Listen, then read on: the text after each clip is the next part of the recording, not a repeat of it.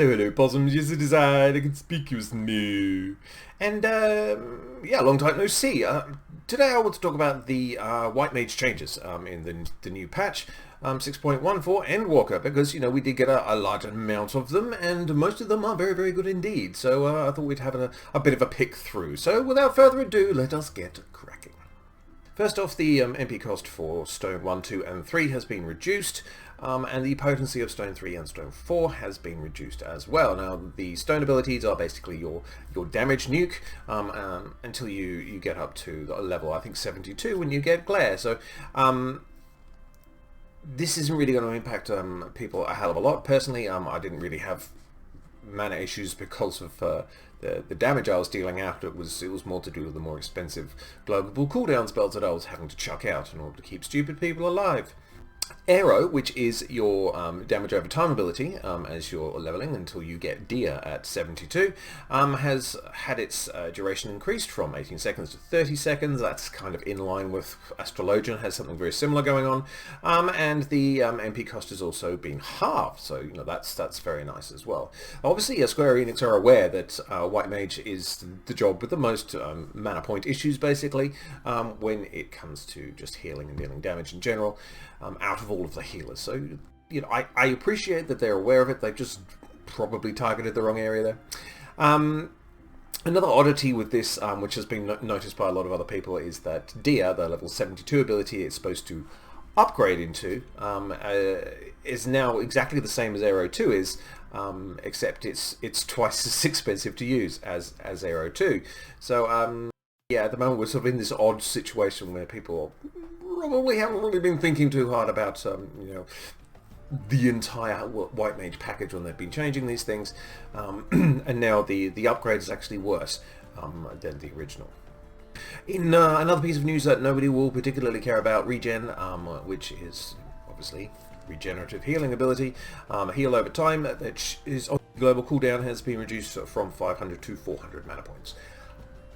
Well, I mean, gotta be honest, I don't use regen an awful lot. I mean, I do out in the world, perhaps, and occasionally chuck it on the tank if I'm trying to get a holy off.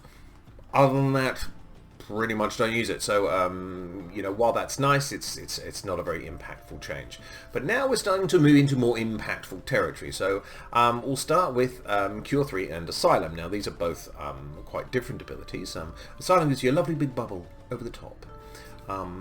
And everyone who stands inside it, it's good for lots of packed people together who are all damaged, and they'll get gradually healed as long as they stay inside the bubble. It's very pretty and quite effective. That has now had its range increased, so the bubble is slightly bigger. It was 80 arms and now it's 10, so that's also kind of in line with what Sacred Soil, which is the Scholar ability, has also been increased to 10 yards. And Cure 3. Now, Cure 3 is also been increased to 10 yards. That's nice. It's slightly different. It's more of an AoE spell. It's a really big, expensive spell to use. And its old range was 6 yards, and it was like you had to be pretty close. And it would be a pretty expensive mistake if someone was standing at 7 yards and didn't get any effect from it. So, yes, definitely, both of those are definitely improvements. So, Yahoo! But the real talk about the White Mage changes is, of course, the Lily system. Now, essentially how the Lily system works for White Mage is this. Anytime you're in combat, you will be generating these lilies, up to 3 lilies, and you know, before 6.1 changes, it was every 30 seconds you would get a lily, and that would give you basically a free heal. It's still on the global cooldown, but it doesn't cost any mana, and it's got the same potency as a Cure 2, which you know, you actually have to hardcast and spell. Very useful for, you know, just topping people off, especially if you're moving around in high movement environments, which, let's face it, most boss encounters tend to be. Now, the 6.1 change is that they have reduced the amount of time it takes for a lily to be generated in combat from 30 seconds to 20 seconds. So, White Mages, rejoice, you will be using your lilies an awful lot more. So this doesn't even just have more healing potential, but it also has more damage potential, because part of the lily system is that once you spend 3 lilies in healing, you have filled the blood lily. A Flater's Misery, it's a huge single target boom nuke, which does additional damage to other enemies around you. But there was a problem, and we'll go into that now. Now, before I begin, this is strictly a single target problem, okay? So we're talking about, raid bosses, dungeon bosses, that sort of thing. Before the patch changes, Afflatus Misery had a potency of 900, which sounds rather high, and it is absolutely high. But of course you had to spend 3 global cooldowns on healing lilies before you used your 4th on Afflatus Misery to deal all of that damage. And while that damage was substantial, it averaged out to 225 potency over the 4 global cooldowns you'd need to use in order to use the Afflatus Misery. However, of course, on single target you also have your just basic nuke as a white mage, which is Glare 3. Now that has a potency of 310, so if you used 4 global cooldowns on Glare 3 instead as a single target, you would actually have a potency of 1240 in total, or 310 per cast. So as you can see, there wasn't an awful lot of incentive to use Afflatus Misery at all, especially on single target, because it just did less damage at the end of that 4 global cooldown window. Thankfully for all white mages who posted vociferously in the forums about this, about how it was actually a disincentive to use the very lily system that had been put in place, Square Enix have increased the potency to 1240, which is exactly the same as 4 casts of glare, so it's DPS neutral now. You actually do have the ability to use the lily system and still deal the same amount of damage to the boss.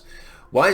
Well, because healers in Final Fantasy XIV are expected to deal damage when they are not healing people, Basically, as long as people are still alive, then why aren't you casting a damaging ability? The more damage you do is, basically damage that will not occur later on the raid because the boss is dead. Now, despite the increase in potency to 1240, which is a very, very welcome change, they also decreased the reduction in potency for all of the other enemies that are hit around them. It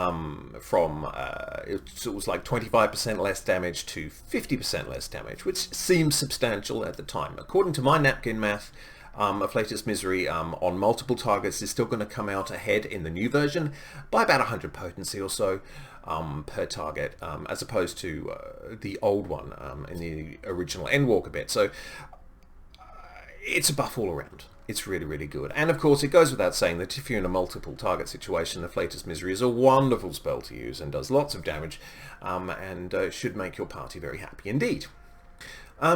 Additional credit should be given to Square Enix for the changes to Liturgy of the Bell. This is the level 90 ability that white mages receive, and basically you can place this spell down. It's very nice now. As long as the white mage, important, gets hit by a damaging ability, then it will release a heal of 200 potency to people within 20 yards of the bell. So, sort of, as a healer, you usually get fairly nervous about the idea of getting in too close and actually taking unintended damage. This is really quite a useful ability for, say, raid-wide pulsing damage, that sort of thing. So when you place your Liturgy of the Bell down, it has 5 stacks of 200 potency, and you will consume a stack for every time you're hit and the heal goes off.